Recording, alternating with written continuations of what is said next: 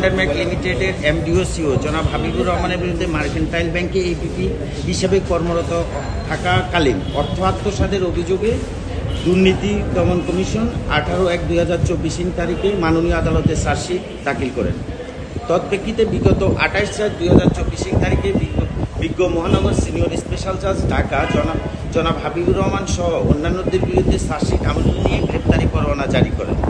Petitioner জনাব আক্তার উদ্দিন খলিফা standard bank লিমিটেডের একজন গ্রাহক।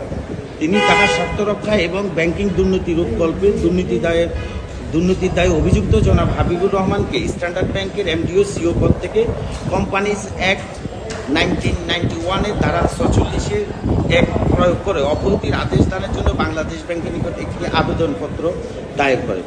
উক্ত বিষয়ে বাংলাদেশ ব্যাংক কোনো পদক্ষেপ গ্রহণ না করায় উক্ত গ্রাহক একটি রিট পিটিশন মহামান্য হাইকোর্ট বিভাগে দায়ের করেন। উক্ত রিট পিটিশনটি শুনানি আনতে মাননীয় বিচারপতি জনাব জাফর আহমেদ এবং মাননীয় বিচারপতি জনাব সর্দার মোহাম্মদ রাশেদ জাহাঙ্গীর এর সমন্বয়ে গঠিত দ্বৈত বেঞ্চ পিটিশনার কর্তৃক দাখিলীয় আবেদন অনুযায়ী দুর্নীতির দায়ে অভিযুক্ত জনাব হাবিবুর রহমানকে স্ট্যান্ডার্ড ব্যাংক লিমিটেডের এমডিও সিও পদ থেকে অব্যাহতি দেওয়ার জন্য বাংলাদেশ ব্যাংকের বরাবর দাখিলীয় আবেদনপত্রটি পিটিশনার কর্তৃক দাখিলীয় আবেদনপত্রটি পরবর্তী 60 দিনের মধ্যে মীমাংসা করে দেওয়ার জন্য নির্দেশনা প্রদান। তার বিরুদ্ধে অভিযোগ, তার বিরুদ্ধে অর্থ আত্মসাৎ এবং সুদের টাকা না দিয়ে মার্কেন্টাইল ব্যাংকে কর্মরত থাকা এবিপি হিসাবে কর্মরত থাকাকালীন ব্যাংকের অর্থ আত্মসাৎ করেছে।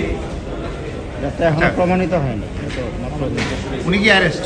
না, উনি অলরেডি অ্যাবসকন্ডেন্ট এবং চার্জশিট হয়ে গেছে, অভিযোগপত্রটি গ্রহণ করা হয়েছে এবং তার বিরুদ্ধে গ্রেপ্তারি পরোয়ানা জারি করা হয়েছে। নৈতিকভাবে উনি ওই পদে থাকতে পারেন না, সেজন্য উক্ত গ্রাহকটি একটি আবেদনপত্র বাংলাদেশ ব্যাংকে দায়ের করেছেন তাকে উক্ত পদ থেকে অব্যাহতি দেওয়ার জন্য। আজকে